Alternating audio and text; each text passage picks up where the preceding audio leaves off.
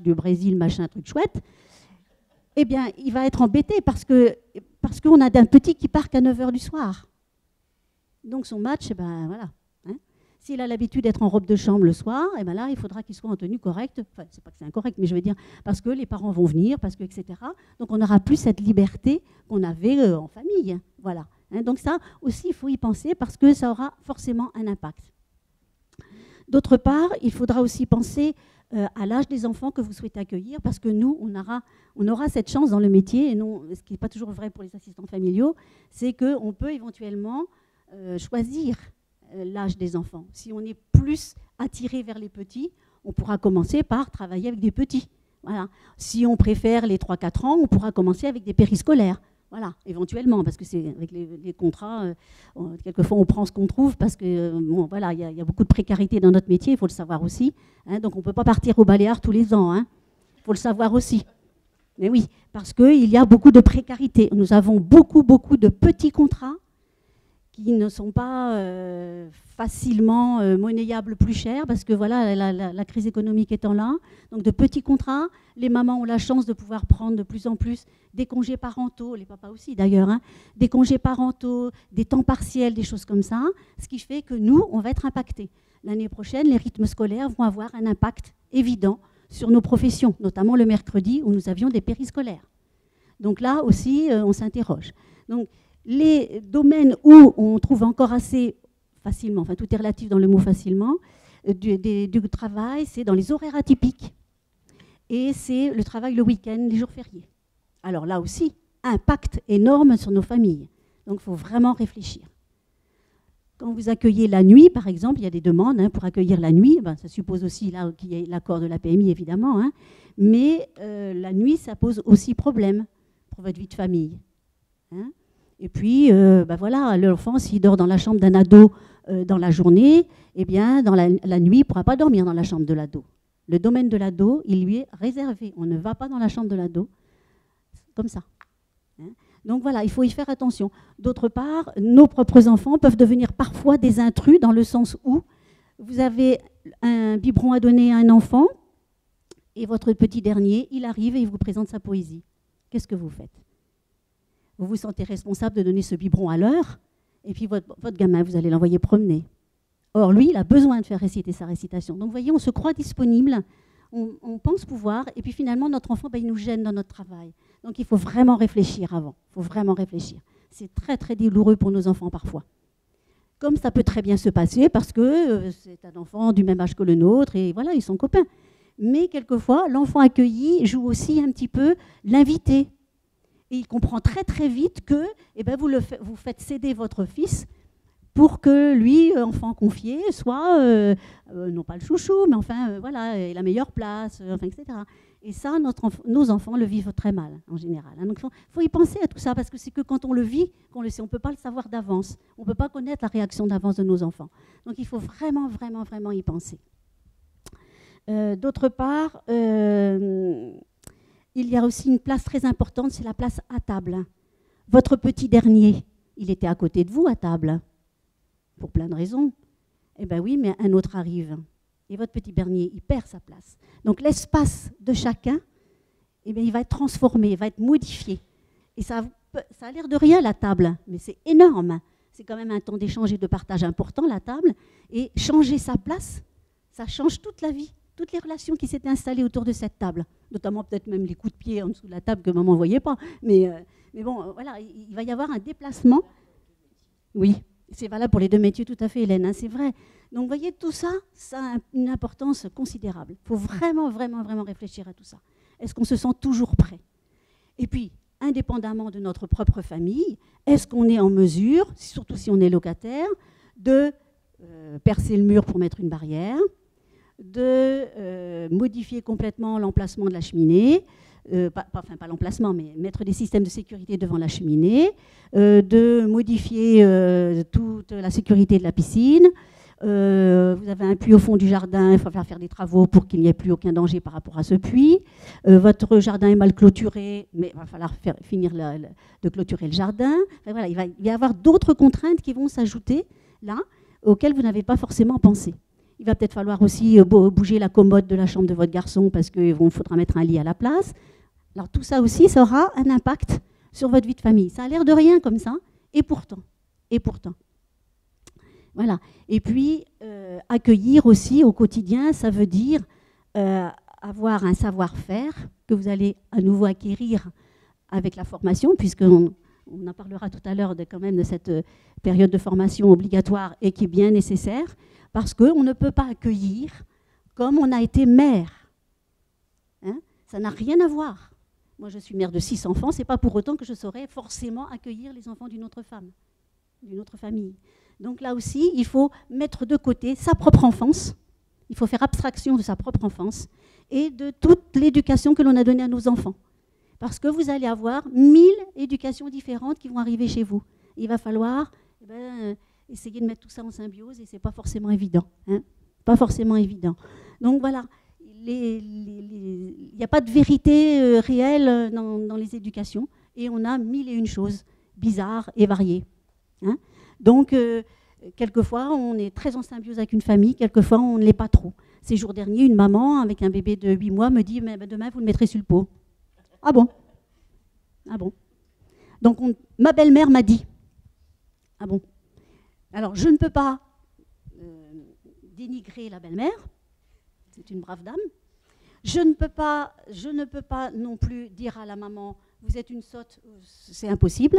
Il faut trouver, par tact et diplomatie, trouver les arguments pour lui dire « Ce n'est pas possible, le développement de votre enfant à cette période-là de sa vie, 8 mois, ce n'est pas compatible avec une assise sur un pot et une exigence de ses sphincters, c'est impossible. » Mais voilà, vous voyez, c'est des choses comme ça. Donc on ne peut pas rentrer en conflit avec une famille.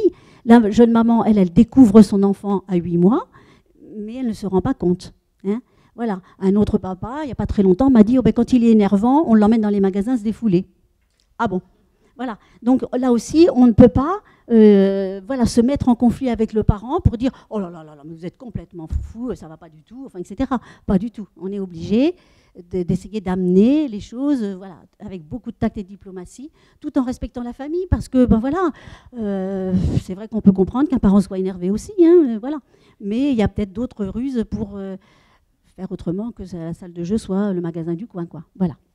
Donc, vous voyez, c'est des styles d'éducation, des styles de parole que vous pouvez avoir, de même que quelquefois, on peut avoir aussi des reproches déraisonnables, hein, voilà, qui ne sont pas du tout justifiés. Voilà, il y a des collègues qui racontent des choses quelquefois. Voilà, on peut avoir des reproches, et très souvent, quand une collègue a beaucoup de reproches, ce n'est pas forcément parce qu'elle est incompétente, mais c'est parce que quelquefois, c'est trop dur pour une maman de se séparer de son enfant, et qu'elle sente que son enfant est bien avec une autre femme, c'est trop douloureux. Donc elle essaie de trouver une petite faille chez la collègue, ou chez moi, ça a bien dû arriver, pour montrer que c'est elle, la maman, et encore et toujours, et qu'elle est la meilleure. Mais c'est normal, ça aussi, il faut le comprendre. On ne peut pas se mettre en conflit avec une maman, il faut avoir un peu de cœur, hein, d'intelligence du cœur, je dirais, pour ressentir ces choses-là et le comprendre. Alors, est-ce donné à tout le monde de comprendre tout ça ? Voilà, ça demande pour nous d'avoir beaucoup de compétences aussi au niveau de la communication, au niveau de la relation, au niveau de l'empathie. Hein, tu en as parlé tout à l'heure, de l'empathie envers les familles.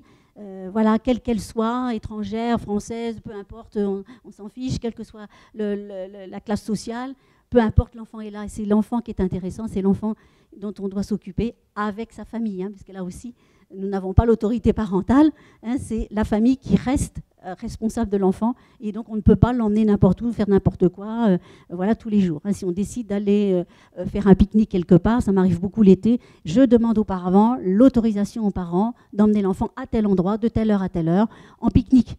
Auquel cas, ils peuvent même nous rejoindre, c'est arrivé une fois, et je trouve ça très sympa, que le parent puisse nous rejoindre avec son sandwich sur le lieu du pique-nique. Donc vous voyez, on ne peut pas décider n'importe quoi, on a envie d'aller à la piscine aujourd'hui, on ne peut pas emmener les enfants comme ça. Voilà, ça fait plaisir aux nôtres, mais l'enfant confié, et non, il faut l'autorisation des parents, on ne peut pas faire n'importe quoi. Hein, voilà. D'autre part, je ne voudrais pas prendre non plus trop de temps, mais je voulais vous dire aussi que notre métier peut être difficile, mais pour autant, il reste très intéressant, hein, parce qu'il faut souvent savoir gérer les imprévus. C'est-à-dire, vous avez prévu un rendez-vous chez le dentiste à 6h30, ben, le papa il arrive à 7h15. Et bien voilà, un imprévu. vous avez prévu d'aller regarder votre fils ou votre petite fille faire son petit gala de danse ce soir, voilà. Eh bien oui, mais le parent n'arrive pas. Et ça, malheureusement, ça arrive fréquemment. C'est pas forcément intentionnel, hein. Ça m'est arrivé une fois d'avoir une situation comme celle-là, le papa avait oublié. C'était prévu, c'était organisé, mais il avait oublié. Donc voilà, on ne peut pas lui en vouloir, il est aussi sur son lieu de travail. Mais par contre, nos enfants souffrent de ça. Hein. Voilà, donc il faut pouvoir y penser. Notre métier demande aussi beaucoup de disponibilité. On vous l'a dit tout à l'heure, hein, et donc par rapport à nos enfants, quand on s'engage dans ce métier-là, il faut vraiment réfléchir pour pouvoir gérer tout. Hein. Il y a peut-être moyen pour les loisirs, par exemple, de nos enfants, de trouver une autre maman dont l'enfant fait les mêmes activités que les vôtres pour pouvoir gérer ça, parce que ce n'est pas toujours évident. Il faut aussi accepter le désordre chez soi. Ça ne veut pas dire saleté, hein, mais le désordre, il y a des joujoux partout. Alors le gros défaut actuellement que l'on sent, c'est la salle de jeu. Alors c'est un défaut dans le sens où c'est très bien d'avoir une salle de jeu, mais il ne faut pas que les enfants y soient enfermés. Et malheureusement, on constate ça. J'ai une salle de jeu, c'est vendeur auprès des parents, mais l'enfant y est tout le temps enfermé. Il n'en bouge pas. Non, c'est pas ça, avoir une salle de jeu. Les salles de jeu, moi, elles se trouvent dans la salle à manger le soir. Hein. Ils sont tout virés, les gamins. Parce que, voilà, les enfants, ils sont avec nous, ils vivent avec nous. Donc, ils trimballent la poupée, la poussette, le machin, le camion, et on se retrouve dans la salle à manger avec tout un bazar. Mais voilà, c'est ça, le désordre. Donc, ça, de temps en temps, il faut ranger, parce que ça peut être dangereux aussi. Hein. On peut tomber sur un cube, enfin, etc. Mais vous voyez, voilà, il faut toujours que l'enfant soit à portée de voix et de regard. C'est pareil dans le métier d'Hélène, hein, c'est voilà, toujours à portée de voix et de regard. On ne peut pas le laisser enfermé dans une salle de jeu, et puis ne pas s'en occuper, c'est pas du travail, ça. Il faut être tout le temps là. Et puis, il faut être, attention, il ne faut pas de rigidité non plus. D'accord, la maman nous dit qu'il faut manger à midi, etc. D'accord, mais aujourd'hui, par exemple, moi, je n'ai pas respecté le midi pile. Pourquoi ? Parce qu'il faisait beau. Et on était dans le jardin ce matin. Et on lisait des livres sur la pelouse. Eh bien, on a fini de les lire, les livres. On n'a mangé qu'à midi et quart, et après. Voilà, ce moment-là, il est précieux, ces petites minutes-là qu'on a passées ensemble sur la pelouse. Donc, il ne fallait pas s'exciter sur la cuisinière et sur nos gamelles. Ce n'est pas la peine. L'enfant, il n'a pas perdu connaissance parce qu'il n'a pas mangé à midi. Hein. Voilà. Voilà. Après, tout s'est fait dans le calme, on a pu manger dehors, enfin voilà. Donc, vous voyez, il ne faut pas être rigide sur les horaires, pas trop, quoi. Bien sûr, le respect de l'heure de biberon, en gros, voilà. Bien sûr, mais il ne faut pas être trop dans l'excès. Il ne faut pas être trop dans l'excès. Ça, c'est dommage pour l'enfant. De même qu'il faut être disponible pour l'enfant quand même, mais parce qu'on ne peut pas refuser les bras tendus. Alors, bien sûr, vous étiez en train de touiller votre sauce blanche, là. Peut-être. Mais ce n'est pas grave, hein, la sauce blanche, on éteint, puis on prend l'enfant dans les bras. C'est important, ces moments-là, parce qu'on ne les porte pas que physiquement. Hein. Les enfants, vous le savez bien dans votre métier, on ne les porte pas que physiquement, on les porte aussi psychiquement. Et c'est ça toute la nuance, justement. Hein. Donc, voilà, le prendre dans ses bras, tant pis si la sauce blanche, elle est ratée, on en fera une autre. Hein. Donc voilà, vous voyez, c'est des petits aspects de la vie au quotidien, mais qui exigent de nous beaucoup. Beaucoup. Alors, on est crevé le soir, hein, comme dans tous les métiers, bien sûr. Et puis, voilà, les autres parents, ils rentrent chez eux, lieu de répit et de repos, et bien nous, on reste là, puisque c'est le même lieu. Donc, on n'a pas cette possibilité d'évasion. Hein. Et dans la journée, on peut sentir un petit peu la solitude parfois. D'où l'intérêt, on vous en a sans doute parlé ou vous en entendrez parler, des relais qui permettent aussi de s'évader un petit peu de chez soi et de trouver d'autres collègues, mais aussi des activités pour les enfants, ce qui nous permet de sortir un petit peu et d'avoir une aide à la professionnalisation, justement. Parce que quand on démarre, quelquefois, il y a peut-être des hésitations, des choses comme ça. Eh bien là, avec le relais, on peut avoir des conseils, des avis, et ça peut être très intéressant pour nous, pour progresser. Et puis, dernière chose avant de vous laisser, que je trouvais important de vous dire, c'était, si vous avez votre agrément, je vous le souhaite, eh bien, vous vous engagez dans un métier qui n'est pas rien, hein, d'avoir l'enfant d'une autre femme. La vie de cet enfant, elle a commencé avant qu'on le connaisse. Il a déjà une histoire avant d'arriver chez nous. Il va avoir un bout d'histoire avec nous et il repartira pour finir son histoire. Et en fait, la période pendant laquelle nous aurons cet enfant chez nous, elle est énorme. On n'imagine pas l'impact que ça peut avoir, du ressenti, des émotions qui ont été ressenties, des sensations qu'il a eues, d'amour, de tendresse, bien que l'amour, c'est surtout maman qui le donne, ou la famille. Nous, on donne beaucoup de tendresse et d'affection. Donc, vous voyez, tout ce que l'on aura vécu avec l'enfant, toutes les marques d'affection qu'il aura eues, tout sera enregistré. Et ça l'aidera pour toute sa vie. Hein. Et puis, il faut savoir aussi, donc je vous l'ai dit, j'allais vous dire, voilà, formez-vous. On connaît des petites choses avec la formation, mais cette formation, c'est une porte ouverte pour aller plus loin, pour aller beaucoup plus loin. Et donc, nous, dans notre association, donc vous avez eu des petits prospectus, nous organisons beaucoup de formations où nous allons ensemble à d'autres formations. Et c'est capital, parce qu'on connaît des choses de plus en plus importantes sur l'enfant grâce aux neurosciences. Et elles nous permettent de connaître d'autres choses sur l'enfant, sur son développement qu'on ne connaissait pas avant. Et du coup, il faut adapter nos pratiques à cela. Hein, on ne peut pas rester sur ce qu'on a appris il y a 45 ans. Hein. Donc il faut surtout se former. Ce sont des soirées échanges, hein, c'est gratuit. La plupart du temps, notamment à Plérin, les formations ou les conférences sont gratuites. Donc on peut 1 fois, 2 fois dans l'année aller à ces conférences. On y va entre collègues, c'est bien sympa. Et en plus de ça, après, on échange sur nos vécus, si on est d'accord ou pas d'ailleurs avec l'intervenant quelquefois. Hein. Quelquefois, on trouve qu'il charrie un petit peu, mais bon, voilà. Mais c'est intéressant. Hein. Hélène et moi, on le fait souvent, très souvent, dans nos métiers respectifs. Donc voilà, n'hésitez surtout pas à vous former. Ça, c'est très, très important. Et puis, essayez aussi de développer votre savoir-être. Le savoir-faire, vous l'aurez. On sait changer une couche. Hein. Bon. Mais le savoir-être, c'est-à-dire être en relation avec l'enfant, ça, c'est pas donné à tout le monde. Il faut vraiment travailler là-dessus, bien se connaître pour pouvoir connaître aussi le développement de l'enfant parfaitement, de façon à ne jamais faire de reproches à un enfant. « Oh, t'es encore pas propre, toi, à cet âge-là. » Mais non, non, il n'est pas propre, c'est vrai. Ben voilà, c'est comme ça. Mais jamais avoir des phrases difficiles, dures pour un enfant d'entendre ça. Dur. Hein. Donc voilà, faites très, très attention à cela. Et puis, malheureusement, dans le cours de notre métier, on peut avoir des difficultés terribles. Par exemple, j'ai eu la difficulté suivante, c'est de connaître le décès d'un papa qui est mort tout près de chez moi d'un accident de voiture. Donc ça, c'est terriblement douloureux pour tous les enfants, notre famille, mais aussi les autres enfants confiés. L'enfant, bien sûr, dont le papa est décédé aussi, hein, mais aussi tous les autres enfants sont impactés. Et ça, c'est très, très dur. Le décès d'un petit copain suite à une grave maladie, c'est très difficile et je ne peux pas en parler longtemps. C'est douloureux. On peut avoir aussi la découverte d'un handicap. Et ça, c'est très, très dur aussi. Et puis aussi, la maltraitance familiale. Là aussi, c'est des choses terribles hein, qui peuvent malheureusement se produire. Voilà, votre métier malheureusement est très concerné par ça. Et quand on découvre ça, c'est quand même très douloureux pour tout le monde, notre famille qui est à nouveau impactée, pour l'enfant bien sûr le premier, hein, mais pour toute notre famille qui est impactée, et les petits copains, les autres petits copains qui sont confiés aussi. Parce que cet enfant, il part après, il part assez brutalement, il est confié à l'action sociale de l'enfance, voilà. Donc voilà, c'est très très difficile. Voilà, il n'empêche que, malgré tout ça, je voulais quand même vous dire qu'au quotidien, c'est un métier très très très riche en relations humaines. Hein. Ça, alors de ce côté-là, oui, tout à fait, les deux métiers aussi, ça c'est sûr. Et à ce niveau-là, c'est incomparable avec n'importe quel autre, enfin à mes yeux, bien sûr. D'autre part, on a des bons moments partagés avec les parents, des moments de joie intense devant le développement de l'enfant.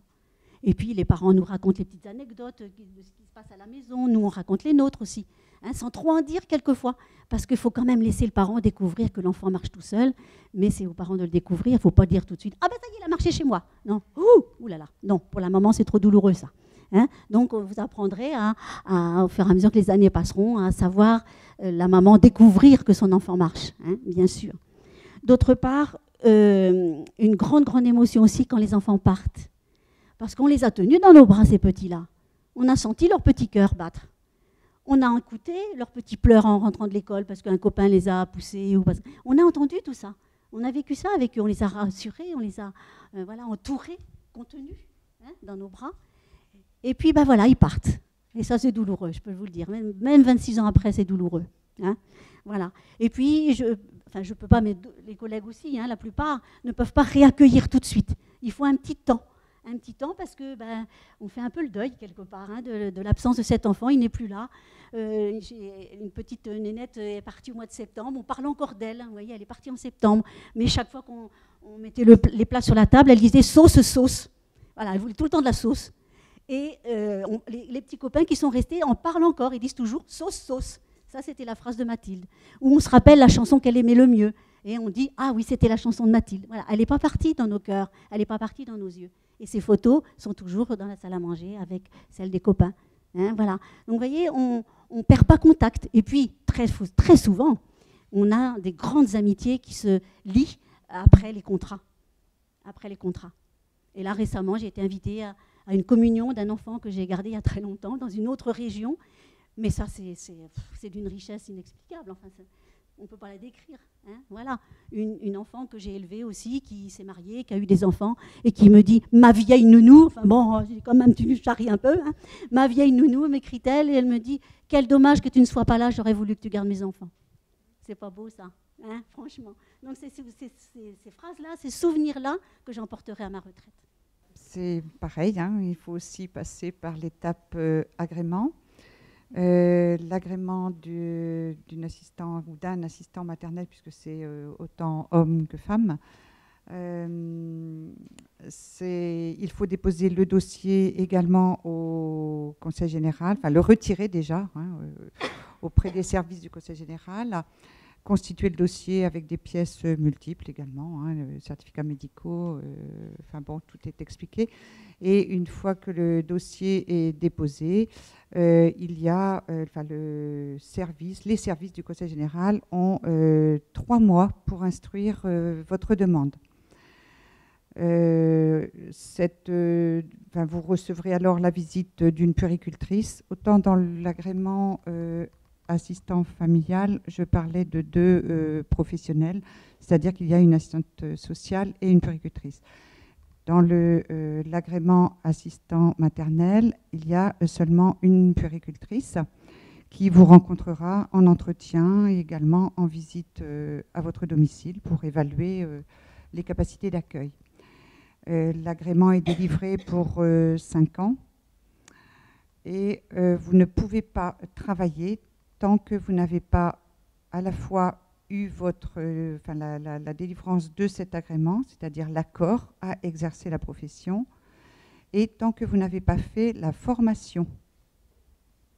Et donc, la formation vient après votre agrément. Elle est également faite elle est offerte, on va dire, par le Conseil général.